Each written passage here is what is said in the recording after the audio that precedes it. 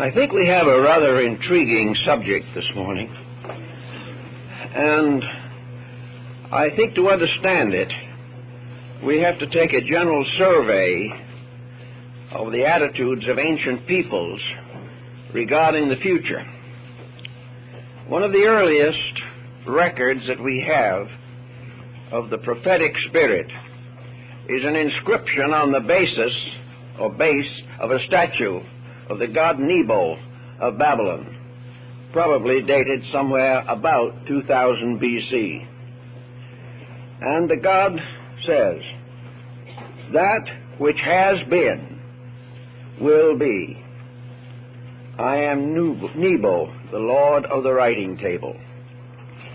Therefore, the entire concept of antiquity was that prophecy was based not upon calculations of starry portents or the consulting of more common and ordinary oracles.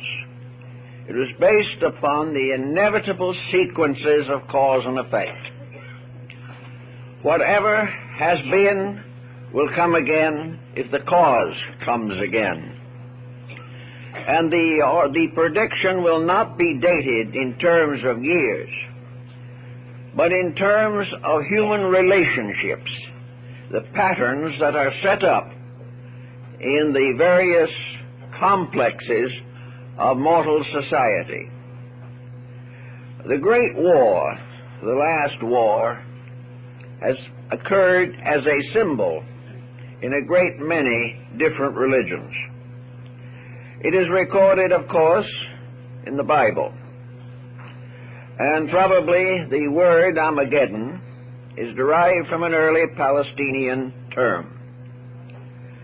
It was the war in which the kings of the earth would make war against the hosts of heaven. And ultimately, the kings of the earth would be utterly discomfited. Perhaps the form of the story also borrows from Egypt, where it is tied closely into the myth of the dying god Osiris. Osiris, who was the principal deity of the later Egyptian recension, was foully slain by his own brother, who usurped his kingdom. After the death of Osiris, Isis, his wife, posthumously brought forth a child, Horus, the avenger of his father. Horus, the golden hawk, was the symbol of the resurrection of Osiris himself, who is said to have been reborn in his own son. And in the end, Horus led the hosts of light, their Shesti, the golden hawks, against the power and tyranny of Typhon. And there was a last great battle, and in this battle, Typhon was overcome and chained forever in the pits beneath the earth. This last great war also arises in the Hindu tradition. And the two great epics of India, the Mahabharata and the Ramayana, both are concerned with a great symbolic conflict. In the Mahabharata is concealed the magnificent lines of the Bhagavad Gita, the Lord's Song, in which the victory of life over death, of virtue and integrity over corruption, this victory is clearly set forth. In the Ramayana we have another great battle, more in an epic form, and somewhat reminiscent of the Odyssey and Iliad of Homer. But it was a great battle of evil against righteousness, and righteousness prevailed. Then you remember in the Nordic rites, the last battle on the plain of Ragnarok. It was here that the gods from high Asgard, the Nordic Olympus, gathered on the plain to have that last final conflict with the powers of evil. and the battle was a terrible one, and good and bad perished together, and the earth was desolated. But one couple escaped into a high mountain, and from them came forth a new race to replenish the earth. The war that is to end war is constantly referred to in different levels of human society. Primitive tribal beliefs, highly sophisticated epics deal with this subject. So it is interesting to try to understand, perhaps, how this concept developed until it has become an enduring belief. A belief that has about it the strange circumstance that generation after generation has identified this last war with the conflicts of their own times. Wherever a great emergency has arisen, it was believed or speculated that perhaps this was the Armageddon. And because the date was never given, there was no way of confirming it. I think, however, that if we study the subject in the spirit of the Sibylline prophecies and the great prophetic books of the Bible, Isaiah and Revelation, and perhaps the Chaldean oracles of the Zoroasters, we will come to a little different point of view as to the meaning of this magnificent, elusive prophecy. I think we will discover that it traces back perhaps to an intuitive quality within man himself. I think the human being, in the depths of his own nature, is a prophet. Down beneath the surfaces of his hopes and fears, his glamours and his attitudes, there is a strange, deep pathos, the same type of thing that we find in the great ring opera of Wagner, the great symbolism of something that is going to pass away because it has not within it the integrity of its own survival. The Sibylline prophecies have to do with not a date or a time, but a sequence of events. And every sequence of events comes finally to some kind of an Armageddon. Every form of history does this. Every religion has passed through this. Every science is born and dies because of the weaknesses within its own nature. And this sequence of weaknesses, this conflict between principle and ambition, probably lies at the very root of man's enduring belief that in the end virtue will be supreme. We see this very much about us today. We see it in the lives of individuals and in the motions of states. And probably in the last 2,000 years, we have seen strange fulfillments of warnings. We remember the admonition that those who live by the sword will perish by the sword. And this has happened many times in history. It is a prophecy that is forever fulfilling itself, not once, but many times. We recognize this tragedy of human ambition, and that it exists because of human ambition. We read of Alexander the Great, dead at 30 under the walls of Babylon. Caesar, assassinated at the foot of Pompey's column. We see Napoleon, dying of cancer on the island of St. Helena. We see Hitler, committing suicide in a bunker in Berlin. We see Mussolini, hung from a lamppost in northern Italy. The path of glory leads but to the grave. Therefore, there is some reason why these various mistakes that people make individually and collectively have a consequence which is unavoidable. We are told in the Bible that cause and effect follow each other. We are told that as ye sow, so shall ye reap.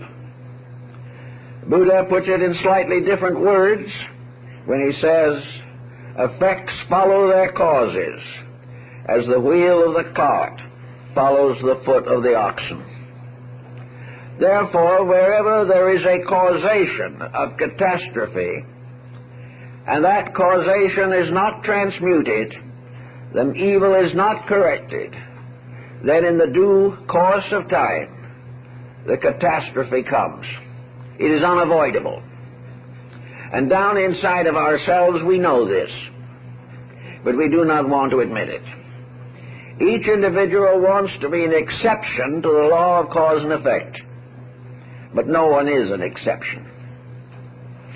And unless the individual builds his life upon integrities, he is going to inevitably come into conflict with law.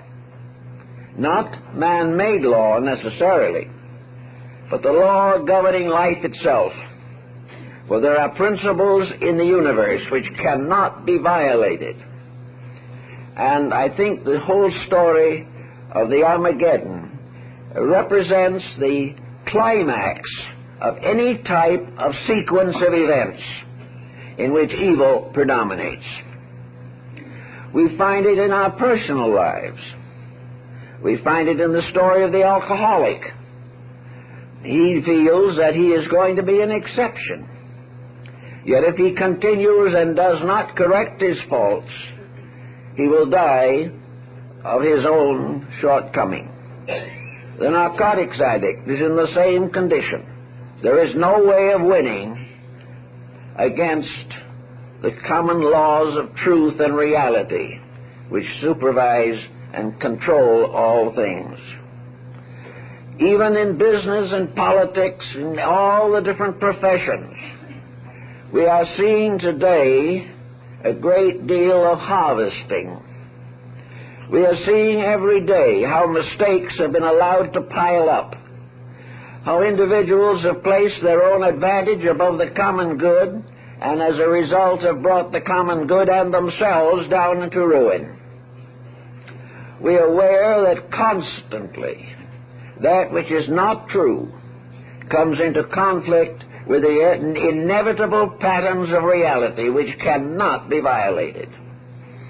Every effort we make to transgress ends only in a disaster for ourselves. Now, this being the case, and most individuals having at least down somewhere in their natures at least an intimation that this is true, there comes always the problem that philosophy, culture, ethics, all these subjects have dealt with, that as the individual discovers that the integrities within himself are weakening, it is then time for him to make a strong resolution to correct his own fault. In every sequence of disasters there is a moment when prudence, strength, courage, or integrity could transmute the evil. In every sequence of problems there is a point at which personal integrity could solve the problem. If this is not available, if the individual does not rise to this occasion and permits the kings of this world to gain ascendancy over his life, he will then come face to face with the ultimate conflict. So it is very important, it seems, for each individual to regard the Armageddon as tied directly to himself. We are not the victims of history. We are not the victims of the earth's imperfections. We are the victims of our own mistakes. It is not heaven that brings down a nation. It is the works of humanity, misunderstood works, corrupted works, that will bring down the greatest nation the world can produce. It is all, in the last analysis, a problem of man's own development of integrities. Well, he drifts along with a few virtues which he is trying to live. He is hoping definitely that the heaven will forgive him for his shortcomings. There is no evidence that heaven even judged him for them. The judgment comes from himself. He knows his own shortcomings, whether he admits them or not. He may conceal them from others and hide them from his own conscience, but he knows he has them. And this type of thing produces in life after life a personal Armageddon, in which the individual must face up to his own integrities or suffer the consequences. Dissipation has its price. Corruption has its price. And most of all, self-centeredness has its price. Practically every tragedy in history has been born of human selfishness. Individuals have desired and determined to use the skills that have been given to them in a ruthless competition against their fellow human beings. We have placed profit above integrity. We have placed the struggle of competition as an inevitable truth and cooperation as a dim, idealistic uncertainty. As a result of that, we have created in each department where we have compromised principles the beginnings of a story that will end in an Armageddon. In every case, we finally come face to face with the facts. We either meet them or fail. If we meet them, we have achieved the purpose of life, which is victory over weakness. If we fail to meet them, then as far as this life is concerned, we have failed regardless of how much wealth, fame, or authority we have accumulated through the corruption of principles. Now we look around and we find the world in a condition in which a number of preachers and evangelists are talking about the Armageddon. It looks like it's here again. I think this is a mistake. It is here still. It is here because it has never been met. It was here in the first time when a caveman threw a rock at another caveman. This was the beginning of war. And it will continue as long as the individual inside of himself wants to throw a rock. He may dress the rock up in a nuclear weapon, but it is still the old rock going on doing its original mischief. It is not the fact that at one time, somewhere, in a datable future, we are going to see the heavens open and the archangelic hosts come down and cleanse the earth. This is not what we are confronted with. We are confronted with the fact that in the due course of every civilization, every person's life, every invention, art, science, craft, trade, there are rules. And if these rules are broken, universal law, which is always here, steps in and balances the books. When this happens, a lot of misery seemingly occurs. Individuals are frustrated in all their ambitions and all their prides. But it is either that they shall have that bad moment and then gradually come back to integrity, or they will destroy everything that they have hoped to gain. Now, we are in the very edge of a very difficult international world situation. We are in the presence of an accumulation of thousands of years of mistaken activity.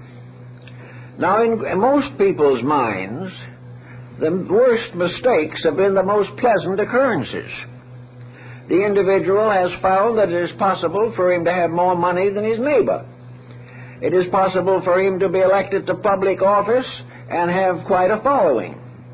It is possible for him to be a lawmaker and make many laws that are especially beneficial to himself. He has all kinds of opportunities.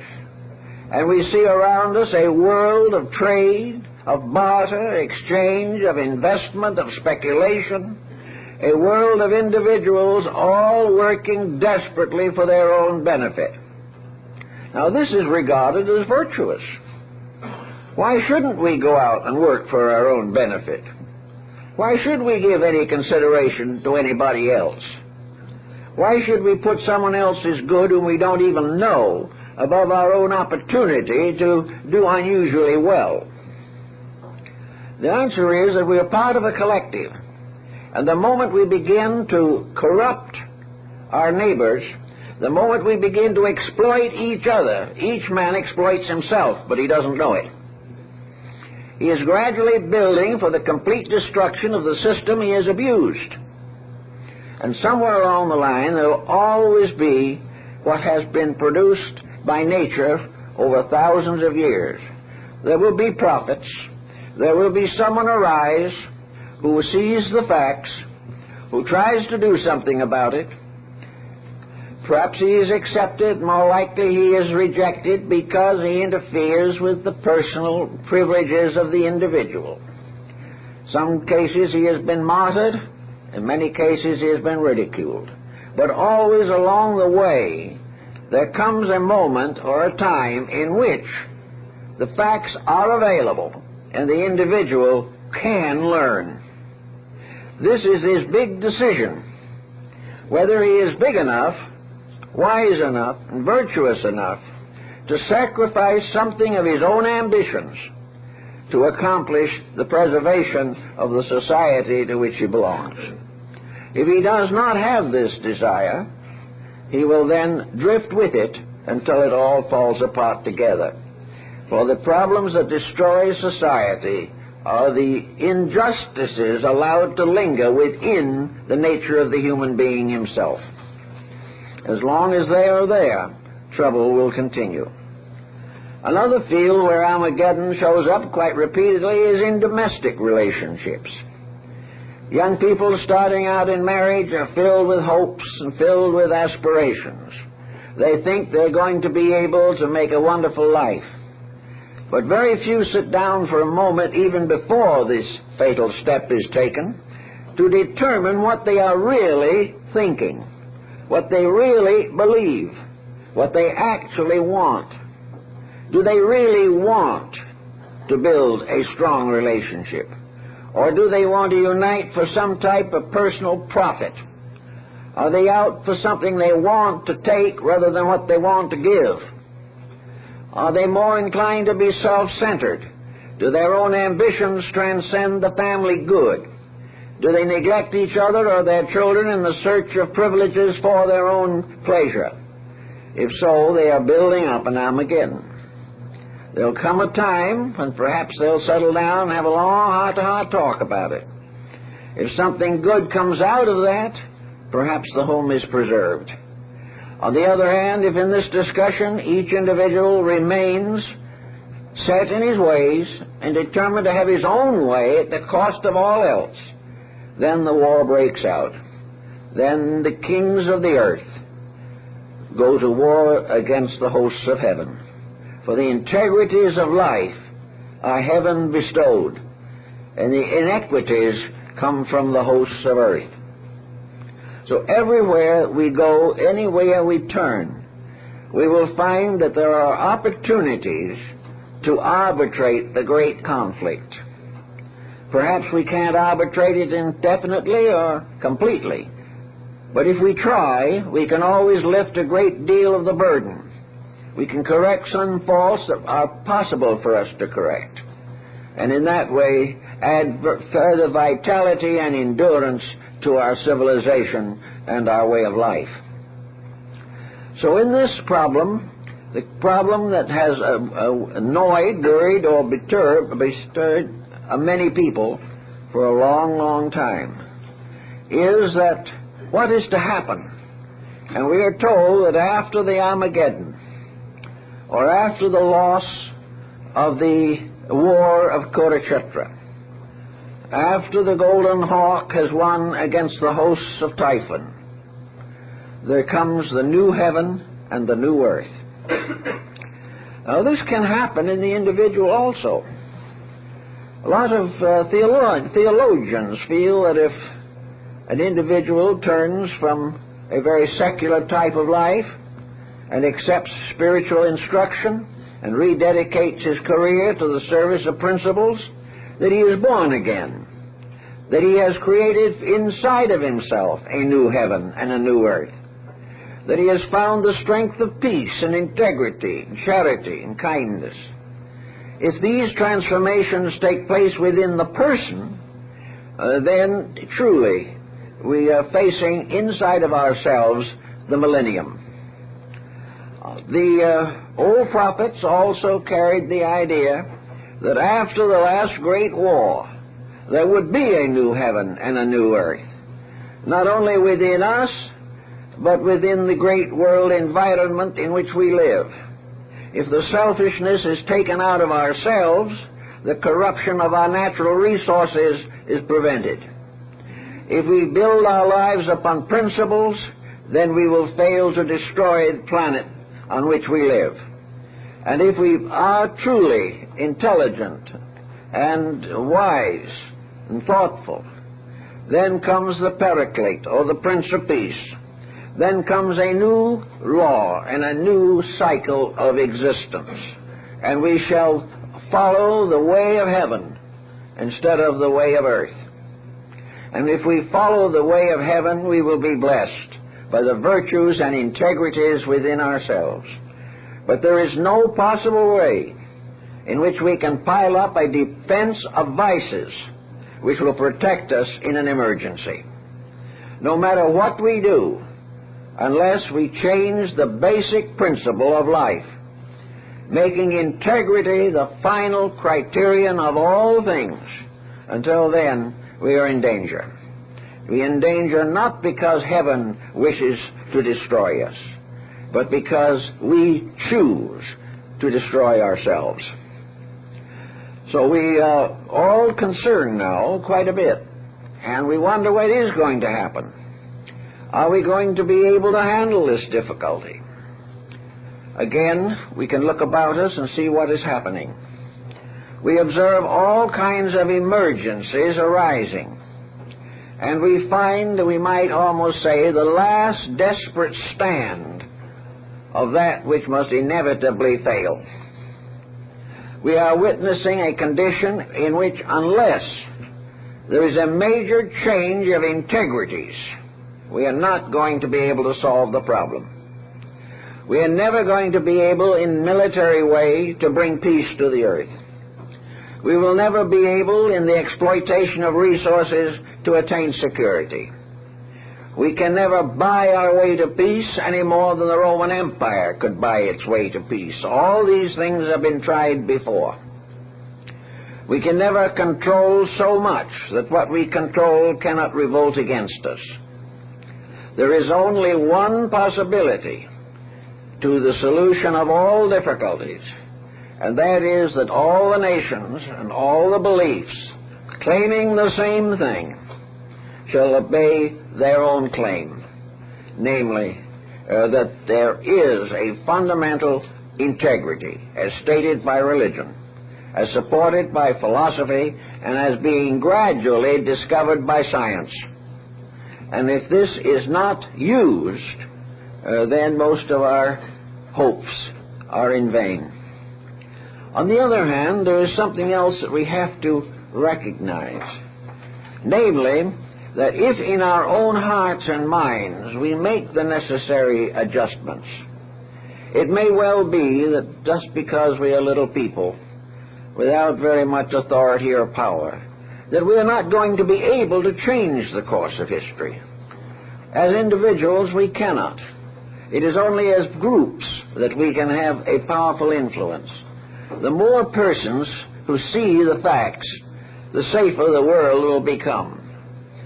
But in that transitional period in which perhaps we believe we have seen some facts, and we worry and are gravely concerned because of the conditions around us, then I think it is very definitely necessary to realize that the law of cause and effect, which is producing these circumstances is not a law of extermination. It is not a law in which the end of universal process is annihilation. It is a law in which, in the long and greater span of things, it is necessary to prevent corruption from gaining too strong a hold upon the world. It is part of a plan that says, when you make a mistake, you are punished. And as a result of a few punishments, you learn not to make the mistake. You may hold out for quite a while, but in the end, the punishments which come as the result of wrong living will discourage the mistakes.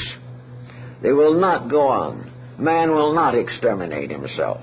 Man will not destroy himself, because he can make himself massively uncomfortable.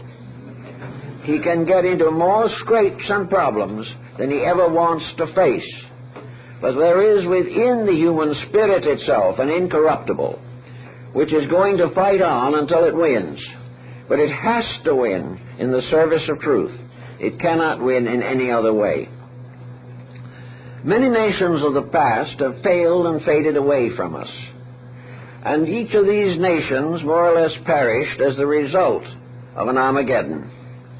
It was this type of internal corruption that destroyed the Grecian states, destroyed Egypt, brought down Asia in ruin, and destroyed very largely the whole cultural system of the Mediterranean and Western Europe.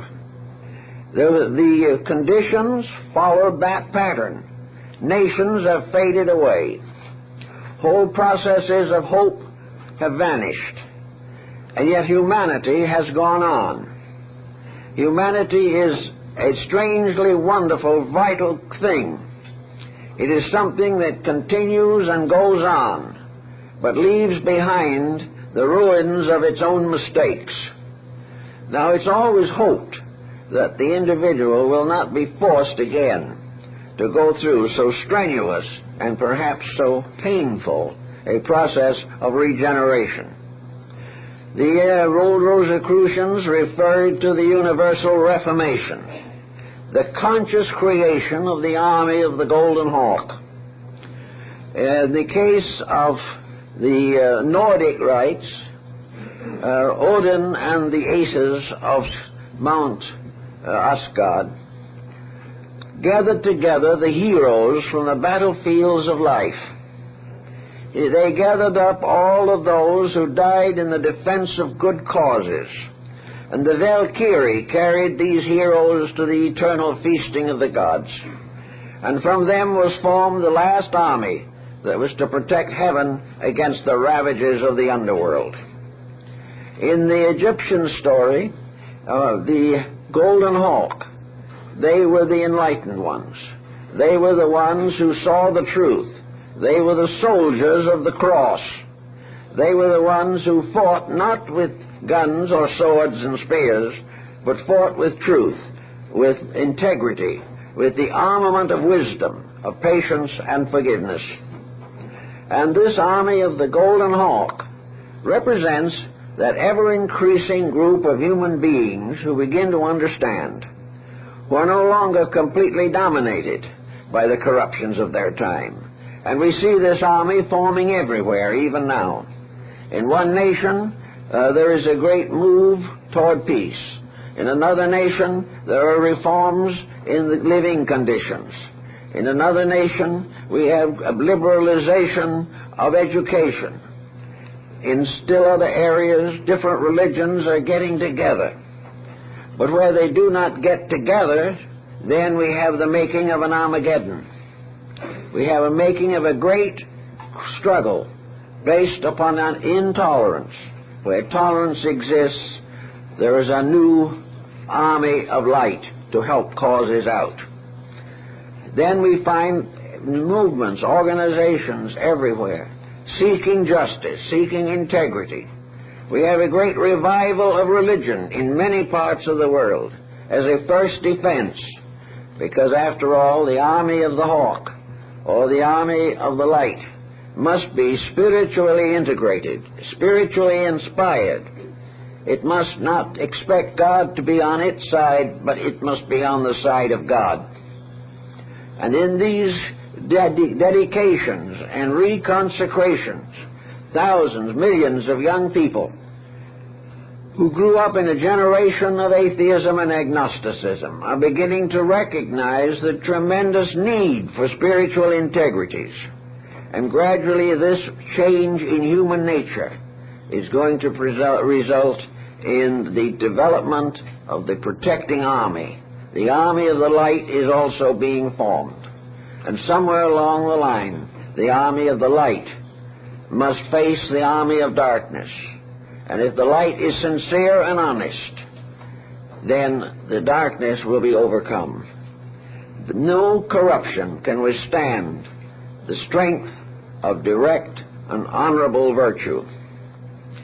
So that we are watching as this problem is producing its own panacea.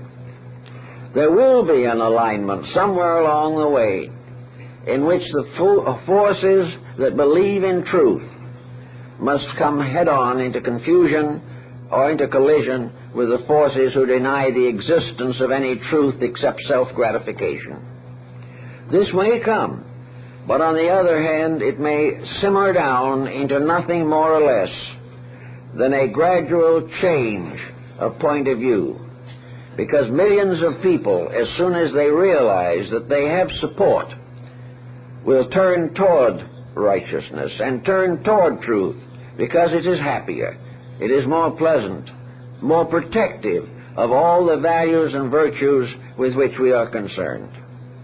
The fact that young people are beginning to need religion and find it, that many, many people are rebelling against corruption in every walk of life, means that in time these rebellions will cement into a new point of view. And if this new point of view comes, the war may not be a head-on collision at all, but a gradual shift of perspective, with a few adjustments and a few people with headaches, but the majority of individuals rejoicing in a better state of things. It is amazing that the human being should be satisfied to be miserable. It is hard to understand how we are willing to do so many unpleasant things and gain out of it nothing but further unpleasantness. Why does it happen that we nurse grievances, fully aware that the more we nurse them, the more we will grieve?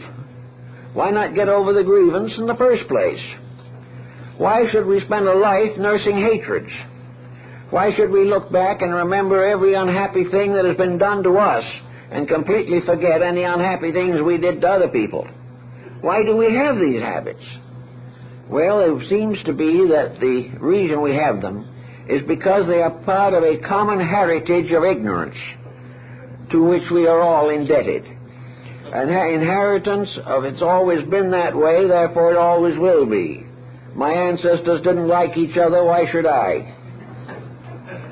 We don't realize that when we look back on our ancestors that they died of their dislikes. And that with these dislikes they created wars and crimes and overcame good things, impoverished themselves and their families. And yet we keep right on doing it. There is, however, nature stepping in.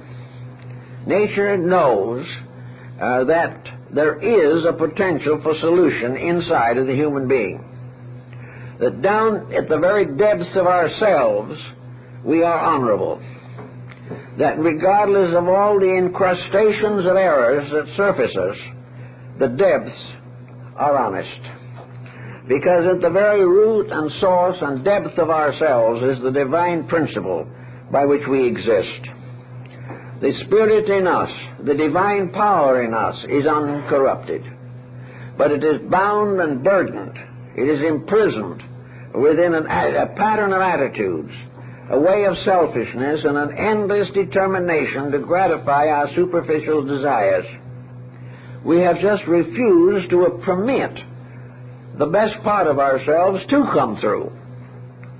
This probably is one of the interesting aspects of Zen Buddhism and some of the Oriental philosophies that we are just beginning to appreciate.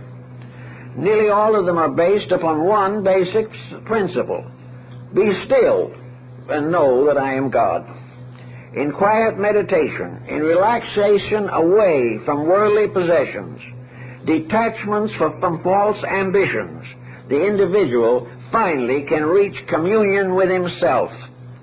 He can find the reason for his own existence if he will be quiet, if he will release and relax, and will get away for a while from the tremendous pressures of temporality.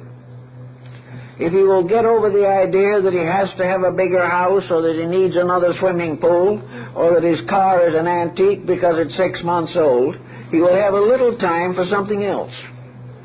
And difficulties arising now are cutting desperately into the profit theory that most people have lived by. We are beginning to find that it's getting tighter, and regardless how we feel, we must partly blame ourselves for the existing conditions. We have spoiled ourselves. Now we are suffering from the results of this spoilage. So with a little quietude, a little integrity, the individual will begin to simplify life. And as he does this, he gradually separates himself from the factors that would involve him in the strenuous revolution of an Armageddon. The individual who is willing to begin the orientation of himself and begins to put value where it belongs will find that it is true that thousands can fall on the right hand and thousands on the left, but the just man shall not be moved. When we begin to understand the reason for things, we are not going to be constantly agitated and distressed because some of our luxuries are impaired. We are going to realize that the whole program of nature is to get man back on the path, get him going in the direction he should be going, the direction that leads ultimately to peace and security for himself and his world. Now, in the old Sibylline days, these prophetesses are said to have been members of a kind of secret organization, and that these prophetesses all predicted that in the fullness of time a Redeemer would come, that at the proper moment a new king would arise after the Armageddon, and the world should be ruled by a divine power. Come. That at the proper moment a new king would arise after the Armageddon, and the world should be ruled by a divine power. That all of the selfishness of things will pass away. One of the prophecies of the Sibyls was that gold and silver shall lose their guile. All the things that have tempted man away from his own integrities will of themselves cease, because they're only there because men support them, because they believe in them, and because they want to perpetuate them. Now, the question always arises in the minds of a great many people as to how we can live if we didn't have all this pressure. If we would settle down to the quiet ways of life, could we survive? Is it possible under the present situation to take care of the perpetuation of the species without this endless conflict and this endless disparity of opportunity? Well, there's a question there, and maybe it's a question that must be faced someday. But there is a point which we can face, a degree of it, in which we can come to the certainty that the essentials of life are available if we know how to use them, and if we use them without exploitation. This tremendous overculture, this overpowering economic structure is not justified by nature. It is not part of an original plan for things. It has been built up like the patches on the coat of many colors, simply because every mistake led to some kind of a new legislation, and this in turn led to others to ultimate confusion. The problem of why are we here must finally come into focus. Are we here simply to keep on grubbing along until we use up everything we have? Are we here until it becomes necessary for us to try to fly off to some other planet which may or may not be inhabitable? Is it necessary for us to keep on polluting the atmosphere, polluting the water, and destroying endangered species until nothing is left? This is a rather dismal prospect, but a lot of people are acting as though this was the inevitable end and that there's no way of avoiding it. There are many ways of avoiding it. One of the ways to avoid it is to begin to examine ourselves in another and more critical sense of the word. What have we got inside of ourselves, which is more important than what we are trying to do outside of ourselves? Those who have given much thought and study and meditation to this problem realize that the great unexplored territory at the present time is the inner life of man himself. We have no understanding whatever of the potential of the human being. We are quite convinced that he is a very animated and sapient biped who wanders about making trouble for himself and other people. We are convinced that if he adds up $1 billion, that he has fulfilled his own potential, even though he loses it the next day. But we have never really explored the human being to find out what he is good for. We do not know what raw material is locked within him. We are doing everything we can to change the world, but giving very little thought to the unfoldment of the natural resources of man himself. What would he have to do or be in order to be happy? What would be necessary in order for him to be safe for himself and others? What is the end that would more than justify the sacrifice of a lot of castles in sand piles? What would be in man that would be worth more to him, to everyone else, and to his own happiness and security than $10 million in the bank? Well, man is a potential masterpiece. But for one reason or another, he has deformed the sculpturing himself. He is no longer giving attention to the possibilities of his own nature. The solution to his problems are not necessarily in the pushing of his present procedures beyond a reasonable limit. What would we feel, how would we feel, if, for instance, in a little period, few thousand years at most, maybe less, we began to develop the extrasensory band within the human being? Supposing in the course of time we reach a point in which inwardly we have sensory perceptions that would enable us to judge and estimate practically everything in nature. How would it be if, for instance, we came to a point where there could be in this world no such a thing as a secret? Supposing that we can read everybody's mind. And, of course, everyone is reading ours at the same time. Supposing there'd be no need for concealment and no possibility of it. Well, in our present situation, this would practically result in universal bankruptcy. We can't trust ourselves, and we have greater distrust of others. Supposing our politicians could never hide anything from us. Supposing our lawyers couldn't. And supposing we had an understanding of our own lives and our own bodies to the degree that a physician could not make a mistake.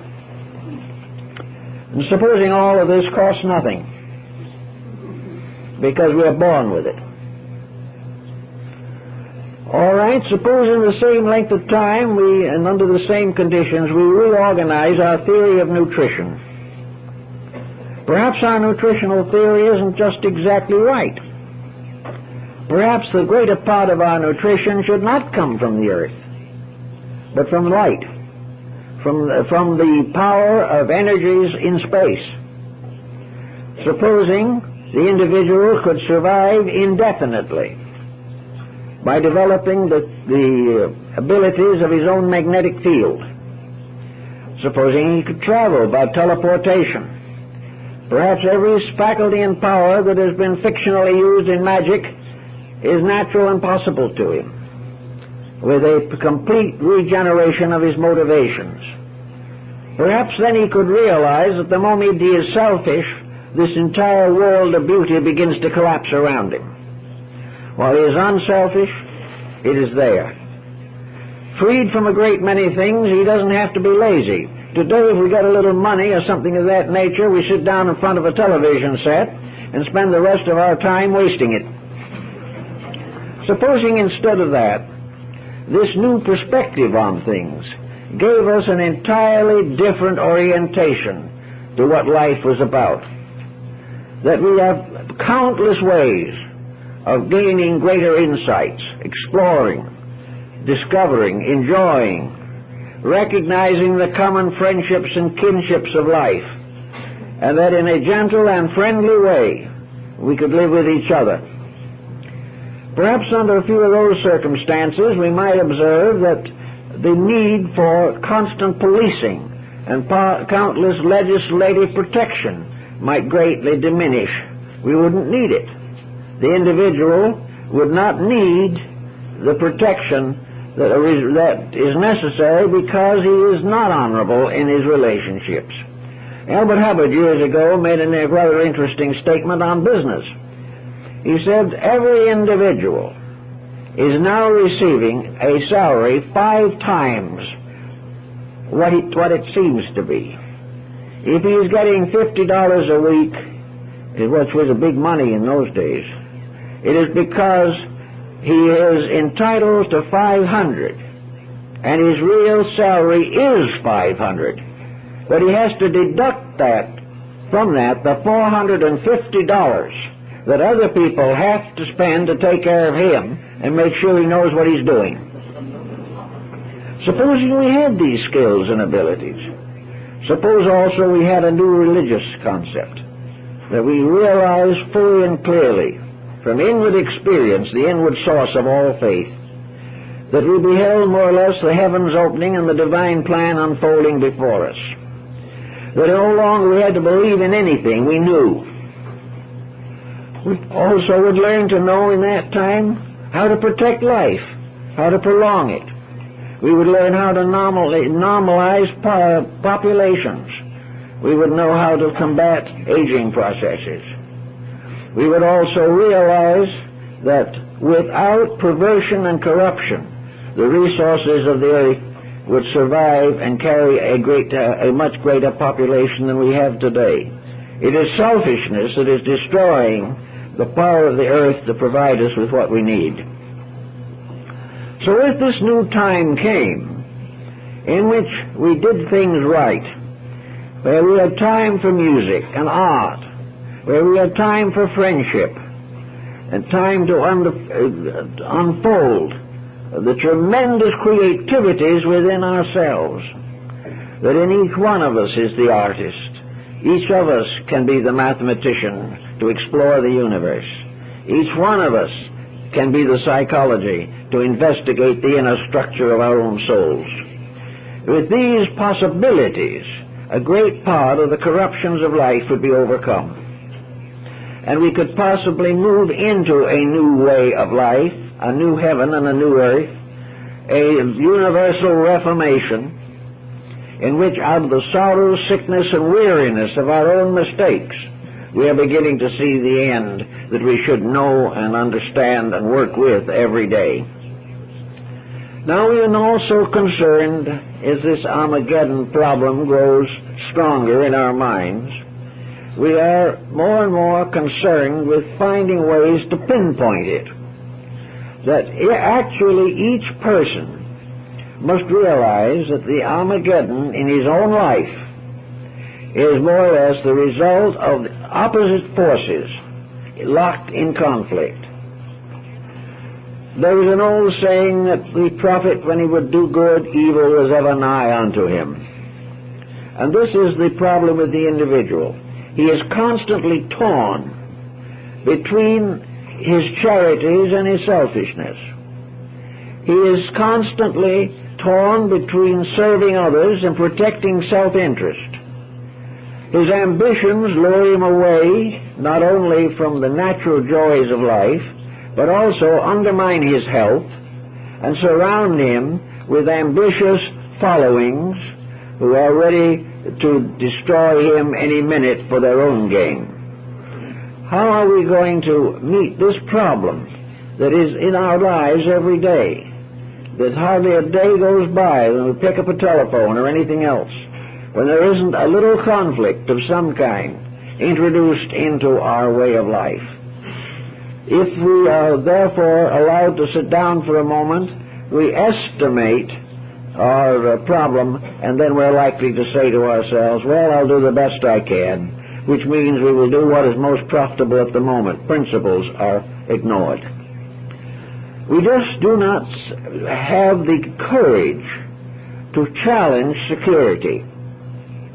We are afraid that we will destroy some advantage of our own. We do not want to risk our job. We do not wish to alienate our friends. We do not wish to damage our reputations through integrities in an environment where they do not exist. Yet with all this type of thing, this fear, we are punishing ourselves every day. And we can always go back to some very simple rules and principles that we can use without necessarily annoying anyone else. In fact, the average individual under the present condition of his life is one of the greatest annoyers that has ever been created. We can annoy everyone, including ourselves. But supposing instead of trying to do this, we begin to see if we can't fight out these little Armageddons each day, that we will put the strength of our integrity against the pressure of corrupted circumstances, that we will begin by disciplining ourselves to the degree that we can put off or deny some of the pressure temptations that arise within our own minds. If we can say to ourselves occasionally, I think it would be best if I do this, but I must give up that perhaps there are times when we should give up that. We do not have to form these policies that are unchangeable in their corruption. A man was talking, a psychiatrist was talking to a patient and said to this particular patient, you should try to be more patient with your family. And the man just looked him straight in the eye and said, I can't do it. It's impossible. Well, to most people, anything that interferes with habit is virtually impossible. They cannot go against the patterns that they have built up. Disposition takes over. The ancient policies reaffirm themselves, and we are subject not only to the ancient policies of our own generation, but of other generations that have preceded us. We simply are unable to do that which we do not want to do. We can think of 1,000 excuses, and when it comes to a head-on collision, we just set the jaw and do that which we intended to do, whether it is right or wrong. Now this is something we can begin to overcome, because when we take this attitude, we then become the kings of the world, and we are declaring war on the hierarchies of heaven. In a small way, we declare war on truth every time we choose to do wrong. Now, it doesn't look like it amounts to much. Who cares whether we make this little mistake or that little mistake? But in the long run, this mistake and that mistake all combine to make a great mistake, and that is ourselves. We are not able to control ourselves. Our habits have taken over. World habits have taken over. The corruptions of 50 generations are dominating the present generation. And the mistakes of 50 or 60 years of personal living dominate millions of people today. They cannot change. They cannot get over their intolerances, their bigotries, their inconsistencies. And of course, every negative attitude is a health destroyer. It begins to corrupt circulation, it destroys the body, tears down the emotions, and afflicts the mind. Little by little, these small mistakes, these wrong attitudes, coming together, come to the final termination of bringing us down in a defeat. We have lost the Armageddon. The battle is lost, and there is nothing that then remains except for us to retire from the stage and maybe in a future embodiment do better. We are not gaining the results that we are entitled to. Now, it may well be that the average individual isn't strong enough to make a universal reformation of himself on any given day, but he can work on it. One way he can work on it is, if necessary, to write down a resolution. He can decide that something that he has always done that he knows isn't good for him, he's not going to do. Just one thing. If he has always been a procrastinator, he's going to do things on time from now on. If he has always been a little bit of a bigot, he is going to study the things he hates and see whether he's right or not. And chances are he'll find he was wrong. There's a little old story about this old preacher who believed astrology was the work of the devil. And he preached against it every Sunday from the pulpit, loud and clear. Finally, someone said to him, "You're saying the same thing all the time. If you're going to talk about this subject, why don't you get some new ammunition? If you don't like it, find out more why you don't like it." So he crept into a couple of meetings of astrologers in London back in the old days when they met near Gray's Inn, and he listened at the back. He was looking for more information with which to downgrade the subject. After 3 or 4 meetings, he went back and changed his mind and said it was a lot better than he thought it was. Now, it's the same way with most bigotries. The individual, the perfect bigot, is the individual who is supremely ignorant. And the only way to get over it is to find out, and to get rid of prejudices, and to get rid of all these antagonisms. You can make a separate statement of jealousies, or extravagance, or waste, or deceit, or something that you are having a little trouble with. Put it down and stay with it. See, every time that the opportunity comes along to express this particular negative attitude, read the note and stay with your resolution to do it better. In a short time, you can make a game out of this, which is rather more interesting and certainly more profitable than bridge. And as a result of gradually making a game of self-improvement, you also have all the advantages of a delightful form of solitaire. You do not need anyone else to help you enjoy this. You can do it yourself. But gradually, as you get out of these pressures, you will find that you will be better adjusted socially, that you will have more friends, that you will have less worry, less confusion, and life will be far more pleasant and meaningful to you. But the problem is to get over that hurdle, to be able to break up this vicious determination to keep on doing it the same way, and being unable to take a chance. There's always the fear that some way or other we will lose more by changing. But in the majority of cases, we're losing everything by not changing. There's also a great deal of help to be gained from moderate philosophical studies in these fields.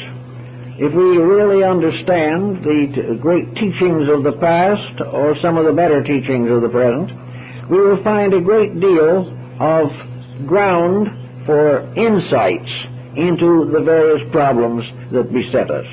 If we know that we have a major problem, we can take it up in terms of one of the philosophical systems that have worked with that problem.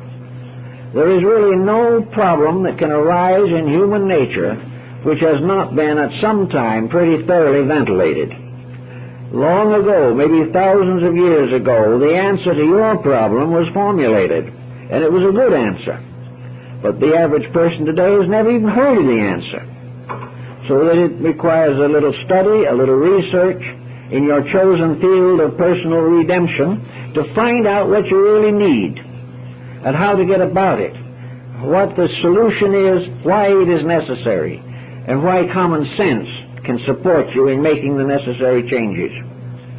In this way, you will gradually recruit your army of good thoughts, your army of intelligent decisions, your army of clarified principles. And these are the army of the light that can protect you against the powers of darkness. And when the times of decision come, they are your defenders of the faith, which is very, very important. Another aspect of the situation that I think, should go into a little bit, perhaps, is the problem of children in connection with the needs of the moment. Young people are usually reasonably honest. They have to be well disciplined in dishonesty to do a perfect job of it. They would like to do right, most of them. They would like to hope a good life, to have their own families and raise them, and have useful work and do it. The most young people, especially children, are by nature intending to be honest.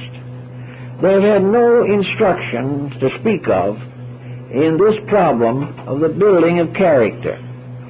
For some reason, probably intentional, the development of integrity is not taught. It is something that we feel should not be taught because it would interfere with the individual's accumulation of worldly goods. I remember when here in Los Angeles we had on the Board of Education a very dynamic lady who was determined to do something about getting some integrities into the public school system. She realized that it wasn't possible to, go religious or to teach creeds of something, but she suggested and recommended to the school board that it select, or have someone select for it, a series of brief quotations, one line or two lines at most, from all of the outstanding leaders of world thought, the great scholars, scientists, philosophers, religionists, everyone from all walks, a strong moral statement of an idealistic nature that would be read each morning by the teacher at the beginning of the school day. This was to be either written on the blackboard or simply spoken. And there'd be no definition involving a creedal selectivity. It might be one day from Einstein and might be the next day from Victor Hugo, but it would be a statement of integrities, useful from a celebrated person.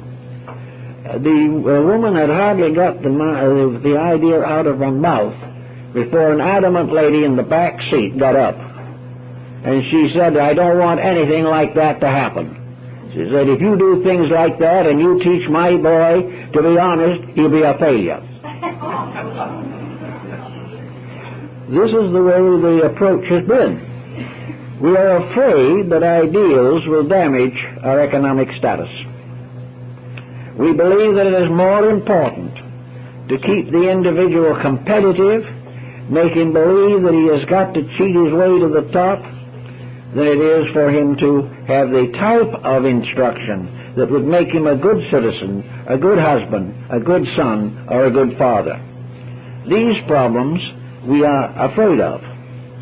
So in these fears we are also building up toward this final showdown which has to come in every life. Now this showdown does not mean the end of the world. This showdown does not mean that the planet will slip out of orbit and disappear. It simply means that a way of life will fail. Many ways of life have failed already. There is an ancient Hindu statement that says the Great Mother, the Earth, has shaken countless civilizations from her back. How many we do not even know. We have buried in the dust of time many cultures that at one time believed themselves to be indestructible. The Roman Empire did not believe that Rome could ever fall. Egypt could not imagine a time when the great monuments of Egypt would be in rotting dust or swallowed up by the desert. It was impossible that these glories would pass, but they all passed because they had not built into themselves the permanences of integrity. They passed because they did not deserve to live. And any civilization that breaks the rules must either correct its mistakes or join those that sleep in the dust. There is no possible way of corruption winning. There is no possible way of avoiding the final showdown in which the infirmities of a situation come face to face with the surviving power of that situation. And if the infirmities are too great and the surviving power is too weak, another civilization simply fades away. That doesn't mean that humanity ceases. It doesn't mean that there's a great failure. It simply means that a great lesson has been required, and that lesson has been meted out, that there is no question whatever as to what the facts are. And then on these facts we can build. Nature has given to each one of us the power to change, the power to do those things which are necessary. It has given us the skills and the wisdom to develop better ways of life, and we have used too many of them to exploit each other.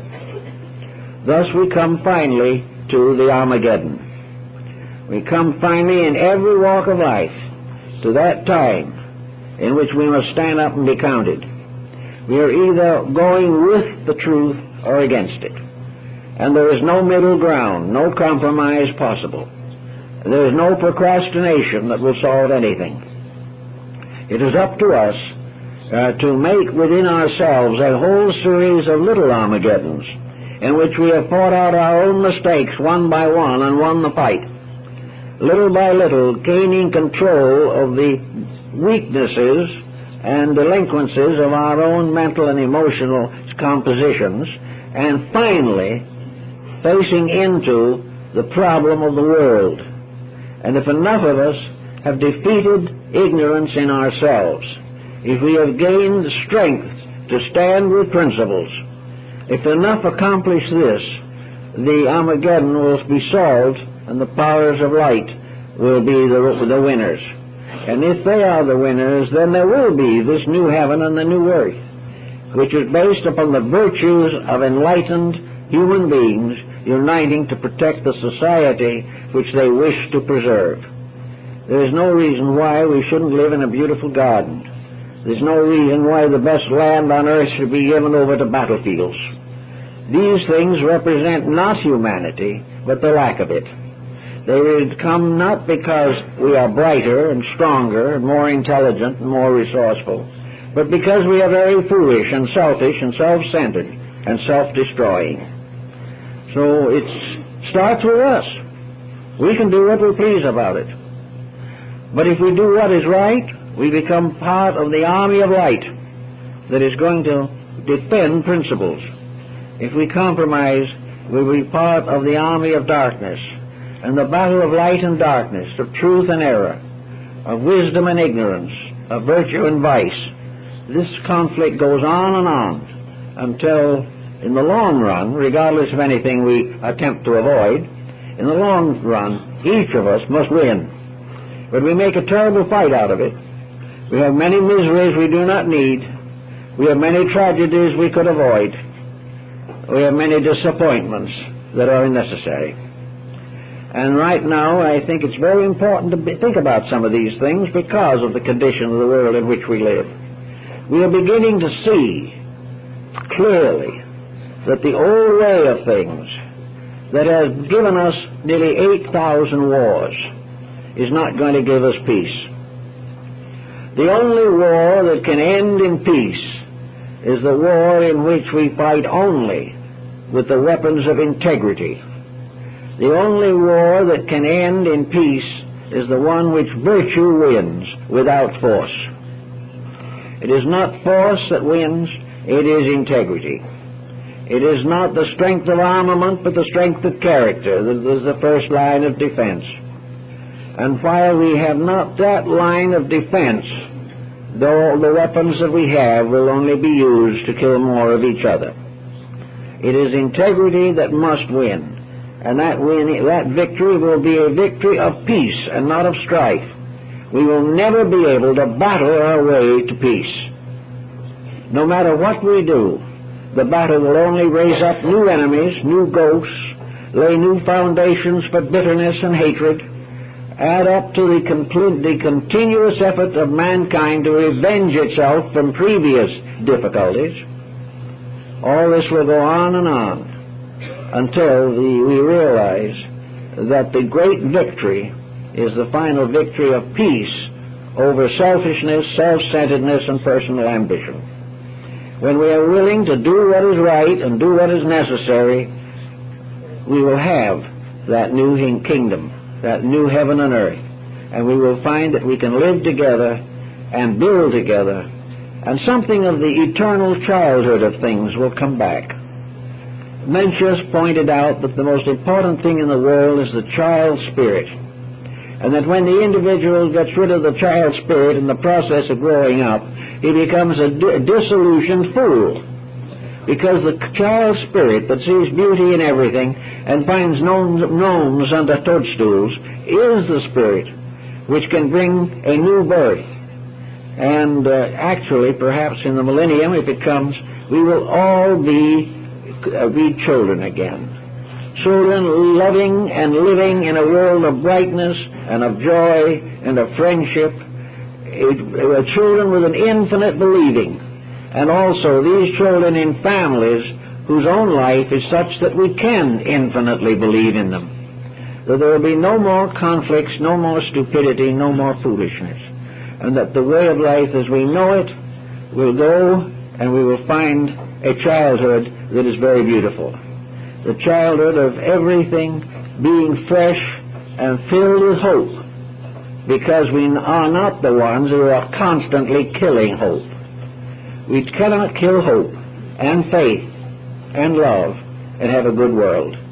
But if we take care of those things in ourselves, the world will take care of itself and will rejoice exceedingly, and we will have a better destiny than we have ever known or perhaps ever dared to hope for. Most of it simply rests with us, and we're going to have to make these decisions out of our own insights. Well, I guess that's it, folks. And I'd like to make an announcement at this time. For those of you who are interested, I want to announce that Dr. Viola Pettit Neal passed on last Friday afternoon in Arizona. And if you're interested in further information, if you're friends of hers are interested in further information on this subject, you may discuss it with Irene Bird in our upstairs lecture room after the present talk. And thank you very much for being with us this morning.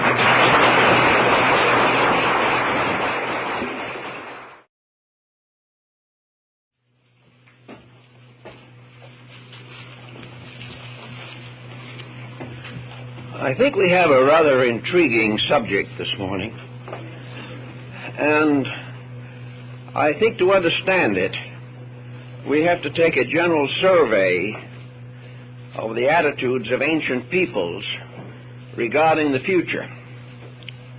One of the earliest records that we have of the prophetic spirit is an inscription on the base of a statue of the god Nebo of Babylon, probably dated somewhere about 2000 BC. And the god says, "That which has been will be. I am Nebo, the Lord of the writing table."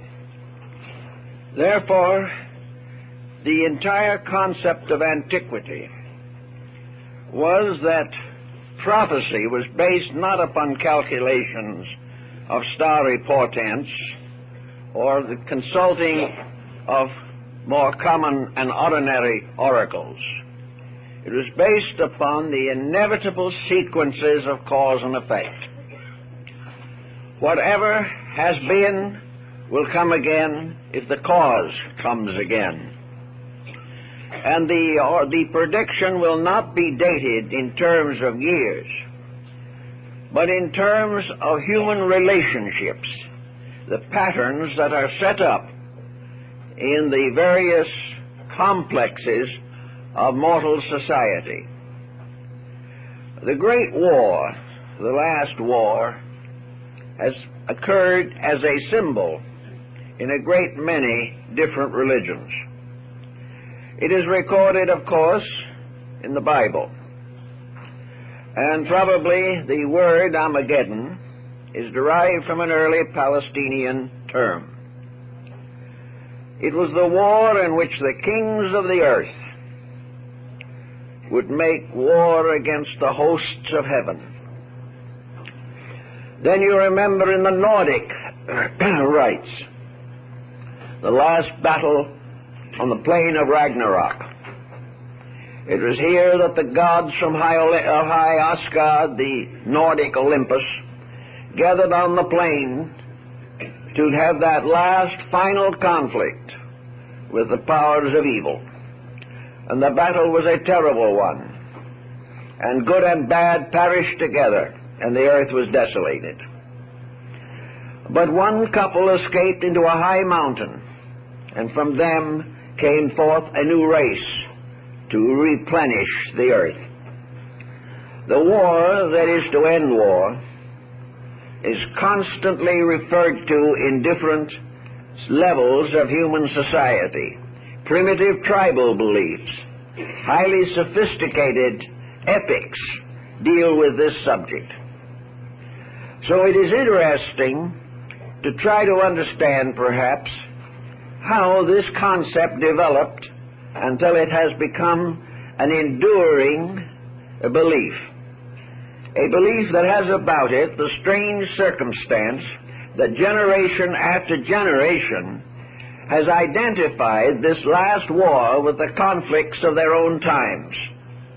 Wherever a great emergency has arisen, it was believed or speculated that perhaps this was the Armageddon. And because the date was never given, there was no way of confirming it. I think, however, that if we study the subject in the spirit of the Sibylline prophecies and the great prophetic books of the Bible, Isaiah and Revelation, and perhaps the Chaldean oracles of the Zoroasters, we will come to a little different point of view as to the meaning of this magnificent, elusive prophecy. I think we will discover that it traces back perhaps to an intuitive quality within man himself. And ultimately, the kings of the earth would be utterly discomfited. Perhaps the form of the story also borrows from Egypt, where it is tied closely into the myth of the dying god Osiris. Osiris, who was the principal deity of the later Egyptian recension, was foully slain by his own brother, who usurped his kingdom. After the death of Osiris, Isis, his wife, posthumously brought forth a child, Horus, the avenger of his father. Horus, the golden hawk, was the symbol of the resurrection of Osiris himself, who was said to have been reborn in his own son. And in the end, Horus led the hosts of light, their Shesti, the golden hawks, against the power and tyranny of Typhon. And there was a last great battle, and in this battle, Typhon was overcome and chained forever in the pits beneath the earth. This last great war also arises in the Hindu tradition. And the two great epics of India, the Mahabharata and the Ramayana, both are concerned with a great symbolic conflict. In the Mahabharata is concealed the magnificent lines of the Bhagavad Gita, the Lord's Song, in which the victory of life over death, of virtue and integrity over corruption, this victory is clearly set forth. In the Ramayana we have another great battle, more in an epic form, and somewhat reminiscent of the Odyssey and Iliad of Homer. But it was a great battle of evil against righteousness, and righteousness prevailed, assassinated at the foot of Pompey's column. We see Napoleon dying of cancer on the island of St. Helena. We see Hitler committing suicide in a bunker in Berlin. We see Mussolini hung from a lamppost in northern Italy. The path of glory leads but to the grave. Therefore, there is some reason why these various mistakes that people make individually and collectively have a consequence which is unavoidable. We are told in the Bible that cause and effect follow each other. We are told that as ye sow, so shall ye reap. Buddha puts it in slightly different words when he says, effects follow their causes, as the wheel of the cart follows the foot of the oxen. Therefore, wherever there is a causation of catastrophe, and that causation is not transmuted, the evil is not corrected, then in the due course of time, the catastrophe comes. It is unavoidable. And down inside of ourselves we know this, but we do not want to admit it. Each individual wants to be an exception to the law of cause and effect, but no one is an exception.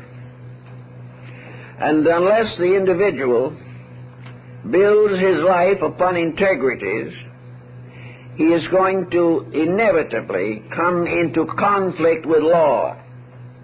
Not man-made law necessarily, but the law governing life itself. For there are principles in the universe which cannot be violated. And I think the whole story of the Armageddon represents the climax of any type of sequence of events in which evil predominates. I think the human being, in the depths of his own nature, is a prophet. Down beneath the surfaces of his hopes and fears, his glamours and his attitudes, there is a strange, deep pathos, the same type of thing that we find in the great ring opera of Wagner, the great symbolism of something that is going to pass away, because it has not within it the integrity of its own survival. The Sibylline prophecies have to do with not a date or a time, but a sequence of events. And every sequence of events comes finally to some kind of an Armageddon. Every form of history does this. Every religion has passed through this. Every science is born and dies because of the weaknesses within its own nature. And this sequence of weaknesses, this conflict between principle and ambition, probably lies at the very root of man's enduring belief that in the end virtue will be supreme. We see this very much about us today. We see it in the lives of individuals and in the motions of states. And probably in the last 2,000 years, we have seen strange fulfillments of warnings. We remember the admonition that those who live by the sword will perish by the sword. And this has happened many times in history. It is a prophecy that is forever fulfilling itself, not once but many times. We recognize this tragedy of human ambition, and that it exists because of human ambition. We read of Alexander the Great, dead at 30 under the walls of Babylon. Caesar,